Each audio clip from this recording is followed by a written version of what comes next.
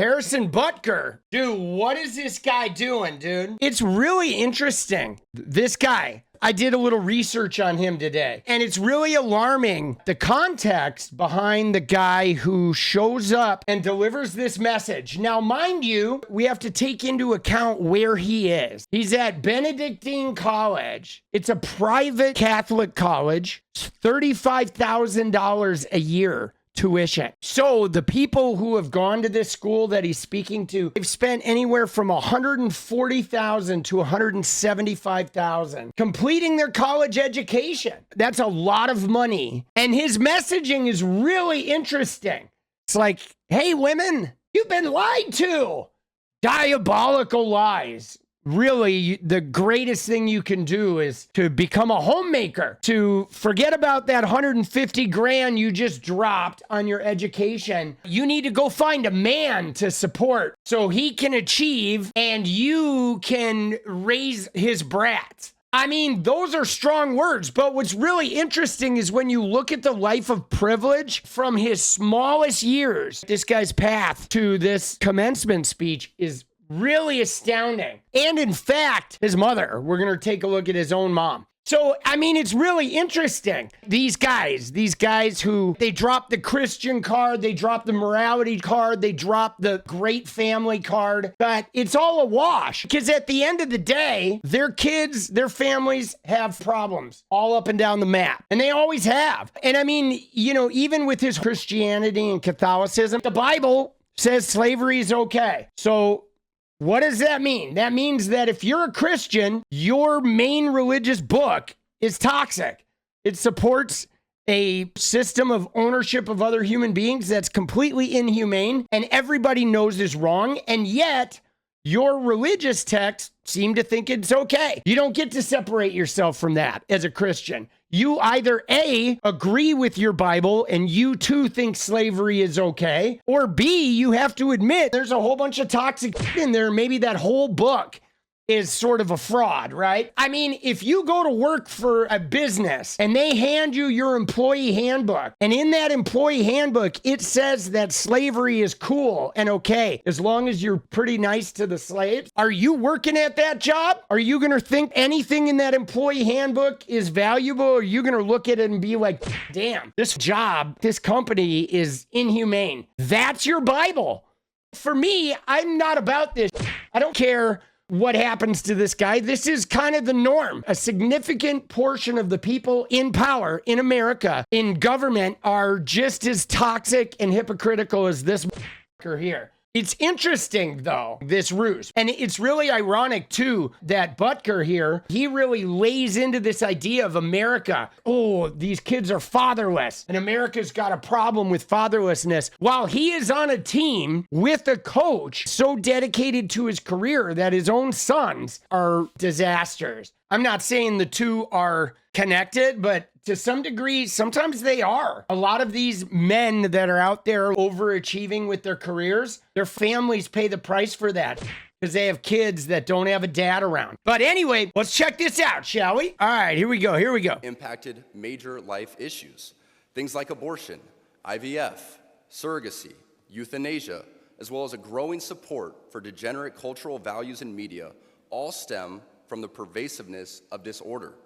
Our own nation is led by a man who publicly and proudly proclaims his Catholic faith, but at the same time is delusional enough to make the sign of the cross during a pro-abortion rally. This is hard to listen to. Right from the start, Mr. Family Defender is out here taking a whole bunch of stuff and cramming it in with the degenerate lifestyles and then talking about Biden doing his little Catholic sign. He called it a pro-abortion rally. But nobody is pro-abortion. Nobody is pro-abortion.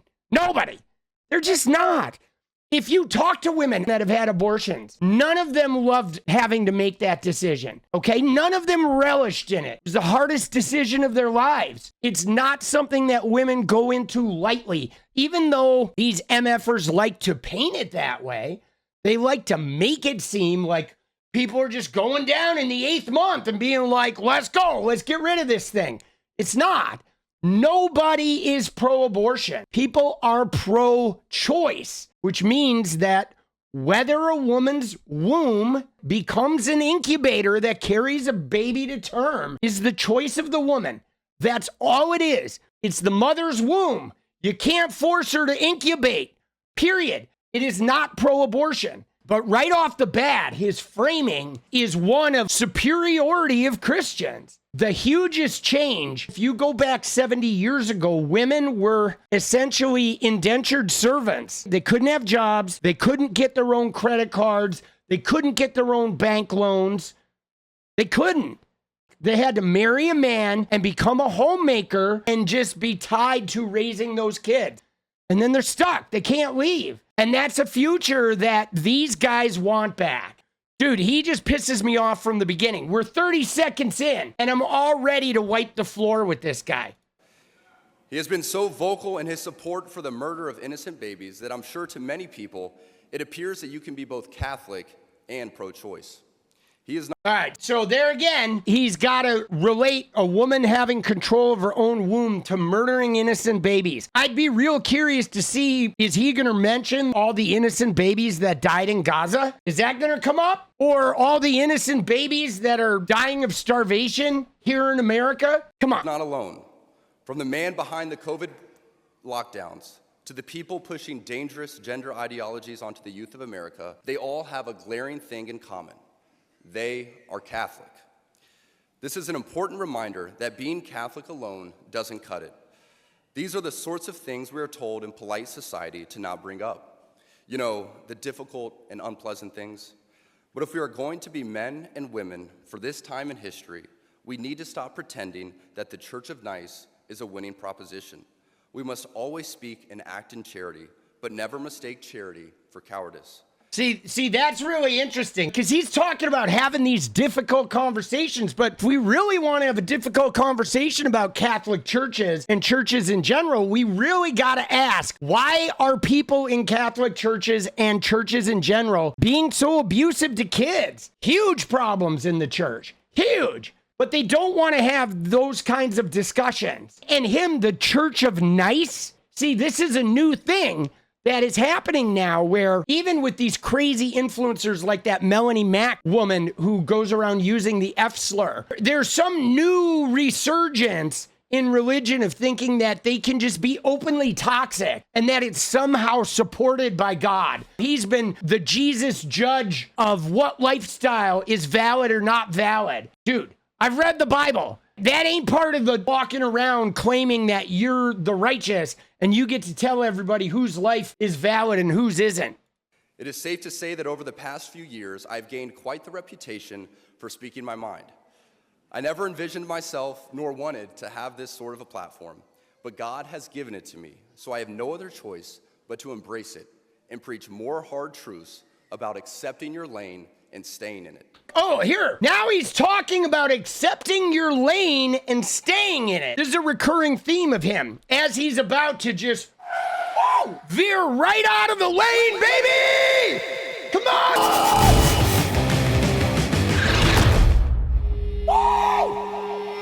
Dude! But here's another thing I would like to point out. Okay, I'm going to calm down. What he just said is one of the things that irks me so much is he made a point to say that he's been given this platform by God, right? You heard it.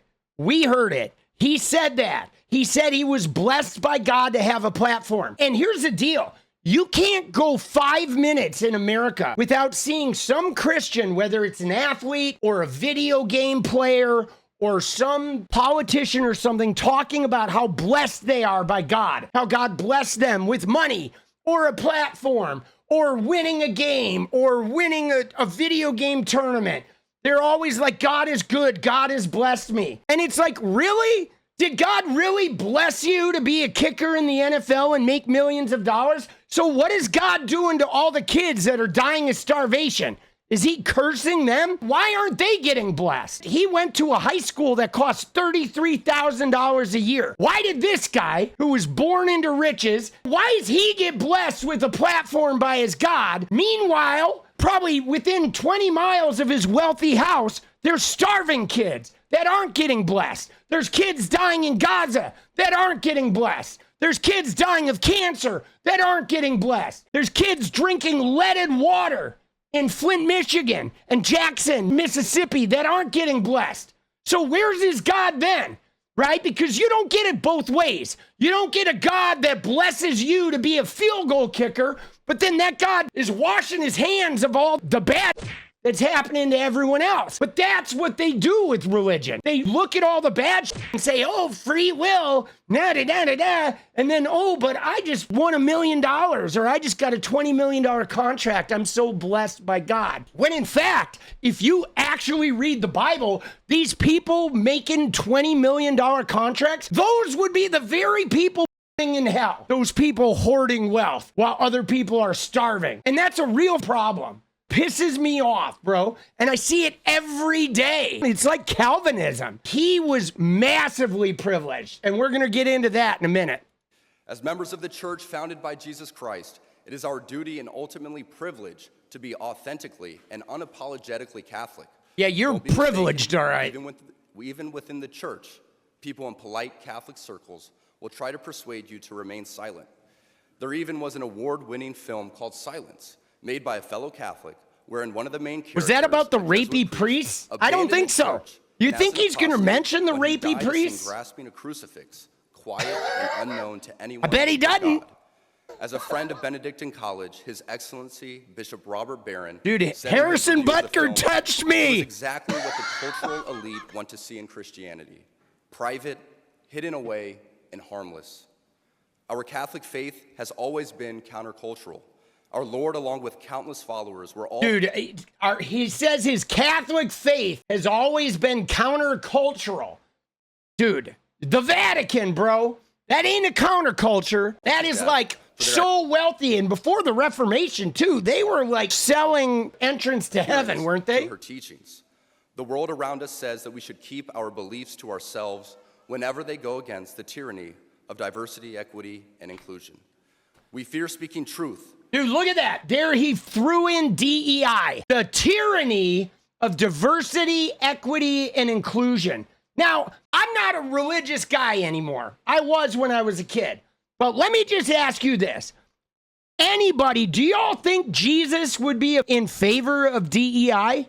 I think Jesus, he would be the manager of the DEI department. Absolutely. But it's weird. It's weird how Christianity and white supremacy, they're like hand in hand. The slave owners were Christians. Segregation, supported by Christians. Christians were the biggest proponents of it. The Southern Baptist Coalition was hugely fighting to prevent segregation from ending. Let's listen to that again. The tyranny of diversity, equity, and inclusion. The tyranny of trying to help underrepresented groups gain access to empowerment. That's tyranny to these MFers. Whenever they go against the tyranny of diversity, equity, and inclusion. Bro. We fear speaking truth because now, unfortunately, truth is in the minority.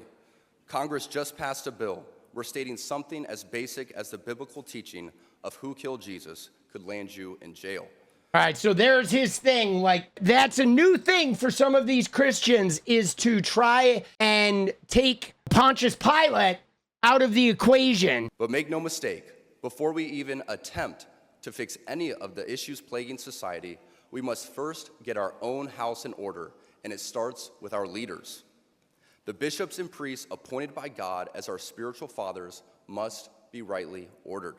He's probably going to vote for Trump, too, sexual abuser. All the stories of priests and bishops misleading their flocks. But wonder what his God's going to think of that. And just blindly proclaim that that's what Father said. Because sadly, many priests we are looking to for leadership are the same ones who prioritize their hobbies or even photos with their dogs and matching outfits for the parish directory. It's easy for us laymen and women to think that in order for us to be holy, that we must be active in our parish and try to fix it. Yes, we absolutely should be involved in supporting our parishes, but we cannot be the source for our parish priests to lean on to help with their problems. Just as we look at the relationship between a father and his son.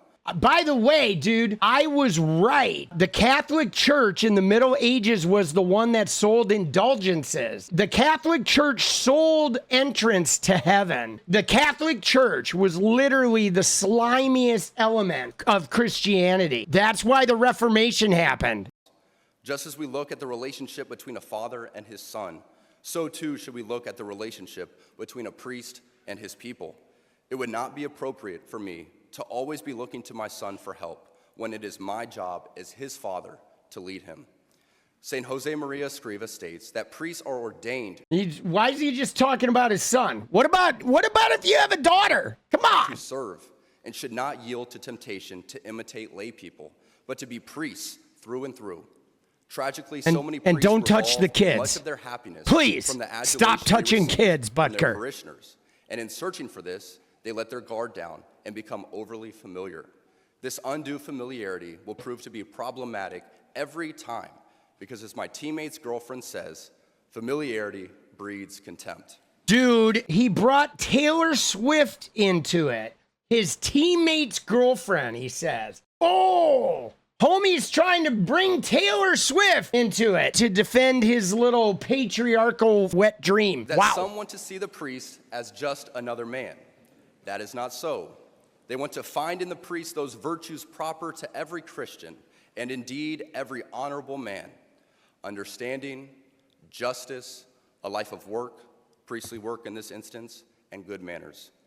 It is not. Dude, it's weird how you notice if you've been to the Political Punk channel, you know lately I'm doing these exposés on people, right? Valentina Gomez, Christy Noem, Katie Britt. It's real interesting to me that these guys keep mentioning understanding and being caring and compassionate while simultaneously also saying things that demonize many different types of people. Do they not see the cognitive dissonance in that kind of behavior? Is he aware that he's preaching understanding and, in 5 minutes, he's gonna just totally say something nasty about the LGBTQ community? And he also basically earlier said anyone who uses IVF or surrogacy or isn't a Catholic or a good Christian is leading a degenerate lifestyle. Prudent as the laity for us to consume ourselves in becoming amateur theologians so that we can decipher this or that theological teaching, unless, of course, you are a theology major.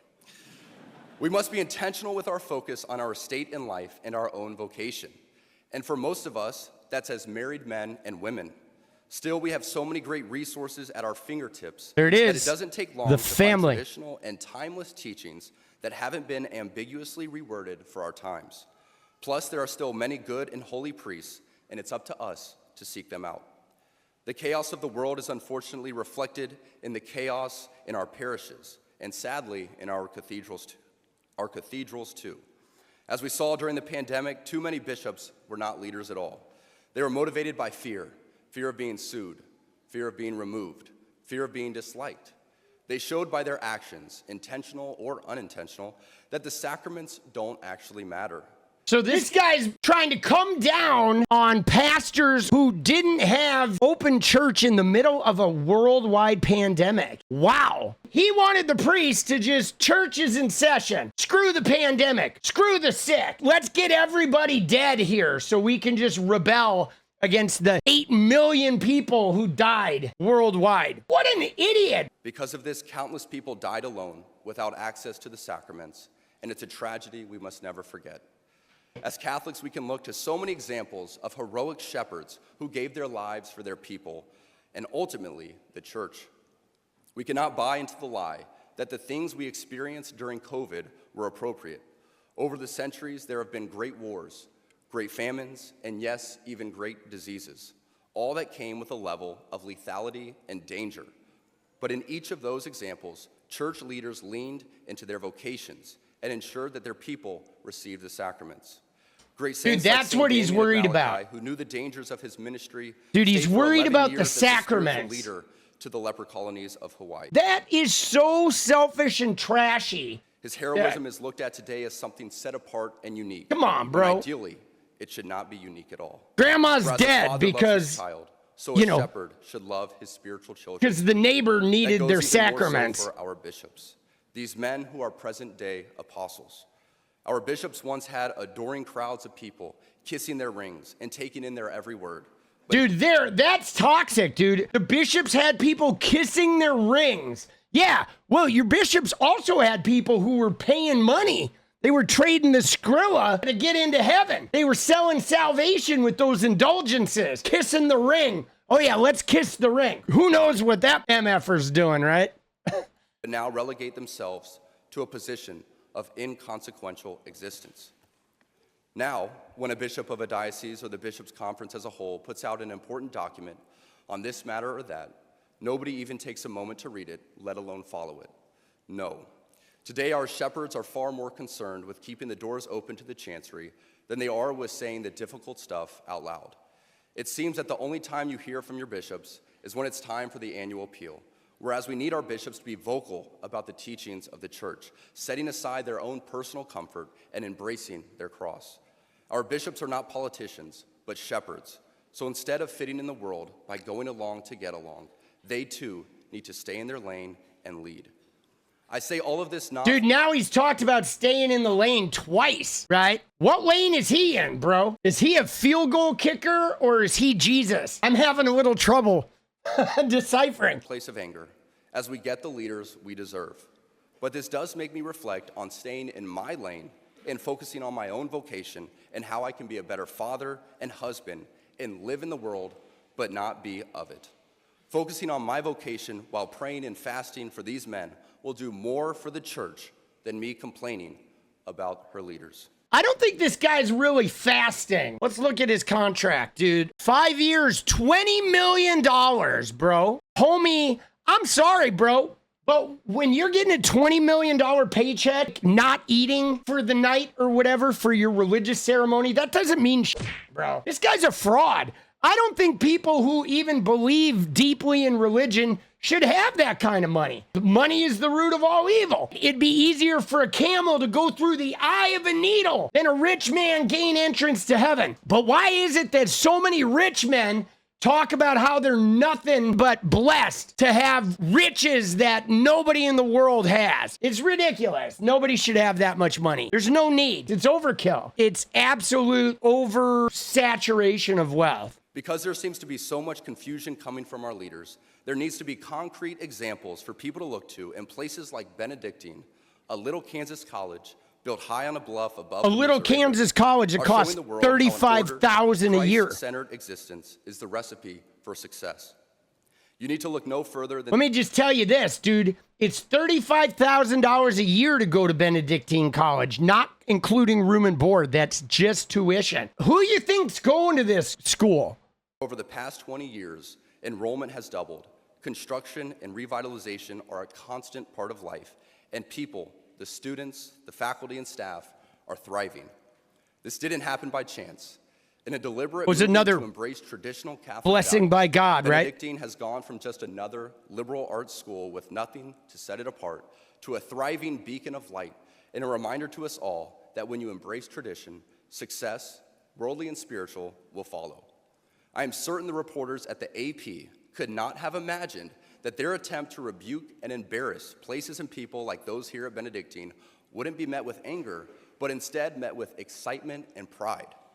Not the deadly sin sort of pride that has an entire month dedicated to it, but the true God-centered pride that is cooperating with the Holy Ghost to glorify Him. Oh, there he goes. There he goes. Now he goes in and takes a shot at all the gay people. Dude, did you hear that? There was his dig right there, his complete attack on LGBTQ people that had nothing to do with what he was talking about. He's just talking about, oh, if you believe in God, you get worldly success. You're going to get rich. You're going to make lots of money, and you're going to be spiritually successful. And then all of a sudden he turns it into, oh, let me get a complete dig here about gay people being demons. Places and people like those here at Benedictine wouldn't be met with anger, but instead met with excitement and pride. Yeah. Not the deadly sin sort of pride that has an entire month dedicated to it, but the true God-centered pride that is cooperating with the Holy Ghost to glorify Him. Did you hear that, though? How he basically, Christians who are not gay are allowed to be prideful. But the bad pride in the 7 deadly sins from this guy is just the gay. Dude, that's so toxic. He's like rewriting the Bible just to dishonor the existence of gay people. Reading that article now shared all over the world, we see that in the complete surrender of self and a turning towards Christ, you will find happiness. Right here in a little town in Kansas, we find many inspiring lay people using their talents. President Minnis, Dr. Swafford, This guy's Dr. such a Zimmer tool. are a few great examples right here on this very campus that will keep the light of Christ burning bright for generations to come.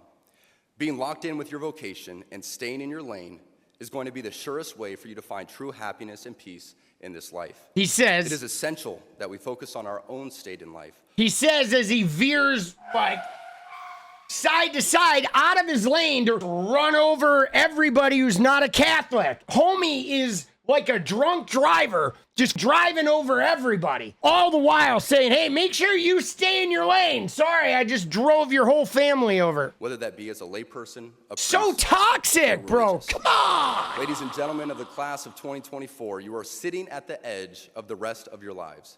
Each of you has the potential to leave a legacy that transcends yourselves and this era of human existence. In the small ways, by living out your vocation, you will ensure that God's church continues and the world is enlightened by your example. For the ladies present today, congratulations on an amazing accomplishment. You should be proud of all that you have achieved to this point in your young lives. I want to speak directly to you briefly because I think it is you, the women, who have had the most diabolical lies told to you. How many of you are sitting here now about to cross this stage Jesus. and are thinking about all the promotions and titles you are going to get in your career?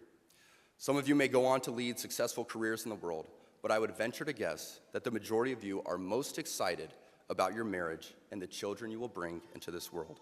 Jesus. Dude, think about the arrogance of that. This MFer standing up there, and he says to these women who've just paid $150,000 to graduate from college, saying, you know, you might be thinking about all the promotions, but actually diabolical lies have been told to you. And in fact, really, all the money you just dropped on this education, what you really need to do is you need to find a man to attach yourself to and have kids. And that's really going to be the thing that makes you happy. What an the arrogance of that. The dripping, seething arrogance. By the way, his mom is a noted medical physicist at Emory University. She ain't just a homemaker, by the way. She's in the Department of Radiation Oncology. She's got a master's degree. She's a career woman. This is where Harrison Butker went to school. He went to the Westminster Christian Academy in Atlanta, Georgia. $33,000 a year for elementary school. $38,000 after that. So this guy, Butker, he went to a school that was $400,000. Talk about this guy having a silver spoon in his mouth. And here he is. His mom is a career woman. Okay, this guy probably had nannies growing up. He never had to worry about getting a ride to practice. He never had to worry about getting a tutor. And now he's telling these women that, no, you might be thinking about your promotions, but what you really need is you need to find some spoiled ass privileged guy like me. And you need to raise my kids while I go out and play football with the boys. I can tell you that my beautiful wife, Isabel, would be the first to say that her life truly started when she began living her vocation as a wife and as a mother. I'm on this stage today and able to be the man I am. Do you hear that? He said her life started, his wife's life started when she gave up her dreams and decided to take care of him. When she began living her vocation. That's insane, bro. That's now, insane. About to cross this stage and are thinking about all the promotions and titles you are going to get in your career. Some of you may go on to lead successful careers in the world, but I would venture like to his guess mom that the majority of you are most excited about your marriage and the children you will bring into Jesus. this world. I can tell you that my beautiful wife, Isabel, would be the first to say that her life truly started when she began living her vocation as a wife and as a mother. I'm on this stage today and able to be the man I am because I have a wife who leans into her vocation. That's so toxic. His wife's life truly began when she leaned into her vocation to be his handmaiden, bro. I'm beyond blessed with the many talents God has given me. Wow. But it cannot be overstated that all of my success is made possible because a girl I met in band class back in middle school would convert to the faith, become my wife. She converted to the faith. She wasn't even a Christian. Dude, his wife guaranteed has a nanny helping. But this is so toxic. All the gifts that he was given, but what about the gifts that your wife was given? What about the gifts that Taylor Swift was given? Would it be better if Taylor Swift wasn't out there inspiring young women to be empowered and successful, if Taylor Swift was just raising some field goal kicker's brats so the field goal kicker could go out and get paid? Doesn't his wife have some gifts? Don't these women have some gifts to give to the world other than breastfeeding and changing the diapers of a bunch of kids so he can go out there and get lauded for his gifts? Dude, such a phony, bro. This is so toxic. These guys, bro. Seriously. Bro, this guy should be changing diapers for the rest of his life as punishment for being an arrogant and embrace one of the most important Now titles. he's all choked up. Homemaker. Oh, homemaker. Oh, she's a homemaker. Yeah, why don't you be a homemaker? You're a sandwich maker for real football players, bro. Dude, come on. What a Embrace one of the most important titles of all. Homemaker. homemaker. Oh. Dude, I can't believe that gets applause. Let me tell you, my mom was a homemaker. She did not like it. Most women don't like being a homemaker. They don't. It's so unsatisfying. I mean, it's not that they don't love their kids, but when your whole existence is just taking care of kids and you put aside all the dreams you had to simply do nothing but care for kids while your husband gets to go out there and live out his dreams, it is not satisfying. You do work all day long and you have no equity. And let me tell you, as somebody who's a parent, it's hard, dude. It's overwhelming. It's not sustainable. You need other mothers who are just homemakers. They're trapped. It sucks. Dude. Look at him. He's like, yeah, I'm so special. I'm the field goal kicker. And my wife gave up all her for me. What a power trip. He probably feels like a god, right? He met this woman in middle school. She converted and then decided to live her life as his indentured servant so he could go out there and live his dreams. He probably feels like a god. That must feel so good to know that another person sacrificed their whole existence to just be your prop. Come on. She's a primary educator to our children. She's the one who ensures I never let football. Oh, she's got to homeschool the kids too. Jesus, dude, it's not enough that she's changing the diapers, feeding them, driving them around and picking them up. She's got to be their teacher too. His wife's life sucks, bro. Wow. She's a primary educator to our children. She's the one who ensures I never let football or my business become a distraction from that of a husband and father. Dude, she probably should have proofread this speech, bro. Oh my God. If she really loved you, she wouldn't have let you give this toxic speech, bro. She's the person that knows me best at my core, and it is through our marriage that, Lord willing, we will both attain salvation. I say all of this to you because I have seen it firsthand, how much happier someone can be when they disregard the outside noise and move closer and closer to God's will in their life. You see that, though? That for him, God's will is for women to be the servants of the men. That's God's will, for women to be the homemaker and the educator. That's God's will to them. He gets to go out there and live life and kick field goals and hang out with the boys. Andy Reid gets to go sit in the coach's room 100 hours a week and draw X's and O's. And they all get to go together and go and be superstars and make money. And his wife is at home just teaching the kids and wiping their dirty ass. Bro. Isabel's dream of having a career might not have come true. But if you asked her today if she has any regrets on her decision, she would laugh out loud without hesitation and say, heck no. Wow. Her dreams of a career didn't happen, but if she has any regrets, she's going to be, ha ha ha ha, heck no. Yeah, let's get her on stage, bro. She's probably, right now, she's probably passed out after 8 glasses of wine because she spent all day schlepping the kids around, having to homeschool them. As a man who gets a lot of praise and has been given a platform to speak to audiences like this one today, I pray that I always use my voice for God and not for myself.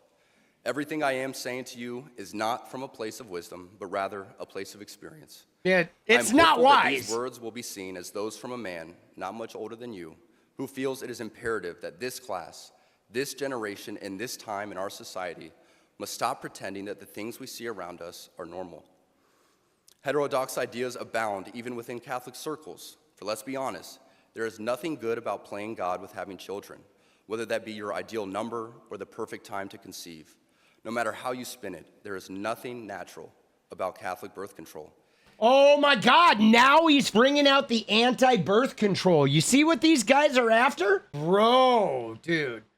You see what they're after? He's on to birth control. This is it, guys. This is it. This guy is the poster child for what's wrong right now with the religious people and for everything that they want. Our government, Project 2025. This guy right here, that's what they want. They want the woman has no right over her uterus, over her womb. She can be compelled to carry a child. They want to get rid of birth control. So they just become vessels for kids. And they're just stuck in the home being homemakers. That's what they want. They want to return to the time when women were not empowered, when women were in the kitchen, in the bedroom, and raising the family while they get to go out and live the life, dude.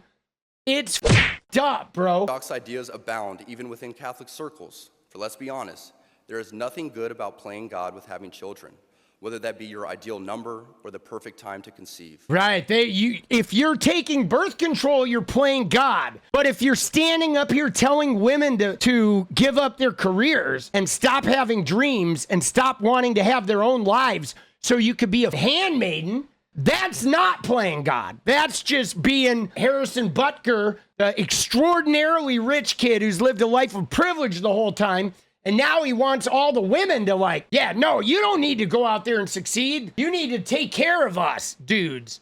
No matter how you spin it, there is nothing natural about Catholic birth control. It is only in the past few years that I have grown encouraged to speak more boldly and directly, because as I mentioned earlier, I have leaned into my vocation as a husband and father, and as a man. To the gentleman here today, part of what plagues our society is this lie that has been told to you that men are not necessary in the home or in our communities. Dude, who says that? That men are not necessary in the home? Dude, you're not in the home. You're at the football stadium all day. What are you talking about? Of the culture. And when that is absent, disorder, dysfunction, and chaos set in. It's kind of ironic that he's talking here about fatherlessness being the cause of disorder, chaos, and all this stuff, right? When his coach, Andy Reid, his sons, they've all been a mess, right? But homie's out here talking about fatherlessness. As men, we set the tone of the culture. And when that is absent, disorder, dysfunction, and chaos set in. This absence of men in the home is what plays a large role in the violence we see all around the nation. Countries do not have nearly the same absentee father rates as we find here in the US, and a correlation could be made in their drastically lower violence rates as well. Be unapologetic in your Making a little jump there. Fighting against the cultural emasculation of men. Do hard things. Dude, emasculation of men. I don't know what that is. I don't know if his talk there about the emasculation of men, if he's taking a shot at trans people, or is he taking a shot at men being emotionally mature and having emotional intelligence, being able to be vulnerable and connected? Is that the emasculation? What is he even talking about? And I mean, speaking of emasculation, he's a field goal kicker, bro. It doesn't get any more feminine than that in football. You know what I'm saying? Never settle for what is easy.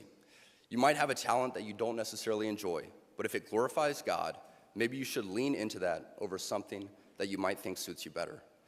I speak from experience as an introvert who now finds myself as an amateur public speaker and an entrepreneur, something I never thought I'd be when I received my industrial engineering degree. Of course! Dude, he has an industrial engineering degree. Oh my God. Now it all makes sense. Here's the deal. You ready, guys? If you know anything about engineering, I was an aerospace engineering major at UCLA. There's a lot of types of engineering, but industrial engineering, and not to put it down, but it's literally the engineering degree you get if you can't get a real engineering degree. Dude, it keeps getting better and better. Industrial engineering, Google it. Seriously, you'll see what I'm talking about. It's like the joke of engineering. The road ahead is bright. Oh my Things God. are changing, society is shifting, and people young and old are embracing tradition.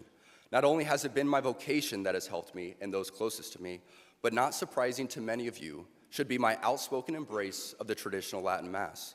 I've been very vocal in my love and devotion to the TLM. TLM, baby. For our lives. But what I think gets misunderstood is that people who attend the TLM do so out of pride or preference. I can speak to my own experience, but for most people I have come across within these communities, this simply is not true. I do not attend the TLM because I think I am better than others, or for the smells and bells, or even for the love of Latin. So I attend the TLM the Latin Mass just as the is God of where the they Old Testament was they pretty speak particular Latin? and how he wanted to be worshipped, the same holds true for us today. Come on, bro. It is through the TLM that I encountered order and began to pursue it in my own life. Aside from the TLM itself, too many of our sacred traditions have been relegated to things of the past, when in my parish, things such as Ember Days, days when we fast and pray for vocation. Dude, is the TLM the thing that makes him so, the TLM is so essential, toxic towards women and gay people? A place to move where it is readily available. Jesus. A lot of people have complaints about the parish or the community, but we should not sacrifice the Mass for community. I prioritize the TLM even if the parish isn't beautiful, the priest isn't great, or the community isn't amazing. I still go to the TLM because I believe the holy sacrifice of the Mass is more important than anything else. Well, surely if you do it, everybody that should do it, your because knowledge and adherence to many of the church's greatest traditions, you're like you God. will see how much more colorful and alive your life can and should be. As you move on from this place and enter into the world, know that you will face many challenges. Maybe that's what I've been missing. Maybe if I went to, the Latin Mass, right? Maybe I'd have 20 million in the bank too. Maybe that's what it is, bro. That might be the thing I've been missing, right? Oh, bro. I'm sure many of you know of the Let's countless go. stories of good and active members of this community who, after graduation and moving away from the Benedictine bubble, have ended up moving in with their boyfriend or girlfriend prior to marriage. Oh, now he's after that. Ooh, the premarital sex. Oh my God, dude, this guy is like, I literally think Kevin Roberts of Project 2025 wrote this MFR speech, bro. Some even leave the church and abandon God. It is always heartbreaking to hear these stories, and there is a desire to know what happened and what went wrong. What you must remember is that life is about doing the small things well. Dude, my dad used to call it shacking up, bro. Setting yourself up for success and surrounding yourself with people who continually push you to be the best version of you. I say this all the time, that iron sharpens iron. It's a great reminder that those closest to us should be making us better. If you are dating someone who doesn't even share your faith, how do you expect that person to help you become a saint? If your friend... To become a saint, dude. Dude, now you, oh man, no shacking up, no birth control. You got to be a saint, right? Group is filled with people who only think about what you're doing next weekend and are not willing to have those difficult conversations. How can they help sharpen you? As Saints you need a kicker. the workforce, Dude, they need a quarterback too. That you actually think about the places you are moving to. Who is the bishop? What kind of parishes are there? Oh. Do they offer the TLM and have priests who embrace their priestly vocation? Dude, that's what I kind of wonder. When I bought a house, I was like, where are the priests? Keep them away from my kids. Dude, where are the priests? Where are the priests? Like, let's see the hands. Hey, all priests, get your hands up, bro. Stay out of the frock there, buddy. Cost of living must not be the only arbiter of your choices. For a life without God is not a life at all, and the cost of salvation is worth more than any career. I'm excited for the future, and I pray that something I have said will resonate. Says the guy who's making 20 mil. As you move on to the next chapter of your life. Never be afraid to profess the one holy, Catholic, and apostolic church, for this is the church that Jesus Christ established through which we receive sanctifying Dude, Jesus grace. would Know that my flee message from this today guy, had a little bro. less fluff than is expected for these speeches, but I believe that this audience and this venue is the best place to speak openly and honestly about who we are and where we all want to go, which is heaven. Which is like his whole speech has been about how superior all these Catholic MFers are. And to be honest with you, I don't think Jesus would be hanging out with anybody who's got 20 million in the bank. I've read the Bible twice. I'm not an expert on it, but I did read it twice. I was confirmed in a Moravian church, and Jesus would be hanging out with exactly 0 people that were paying $30,000 a year to put their kids in an all-white religious school. He would be flipping the tables in these MFers' houses, bro. There's no way. There were exactly 0 wealthy people that Jesus hung out with. 0. None. And his precious Catholic Church that he's going on and on about, the reason why there was a Reformation was because the Catholic Church was so out of control that they were selling entrance to heaven. It was always a corrupt money grab. Look at the Vatican. That place looks like Donald Trump's Mar-a-Lago. All the gold and marble. It's disgusting. Jesus was not hanging out with the wealthy people. But now in America, here in capitalism, the country where everybody got rich owning slaves, which was okay in the religious book, by the way, all these rich MFers are now suddenly like closer to Jesus. And Jesus is blessing them with like hundreds of millions of dollars. I thank God for Benedictine College. No chance. For the example it provides to the world. No chance. I thank God for men like President Minnis who are doing their part for the kingdom. Come to find out, you can have an authentically Catholic college and a thriving football program.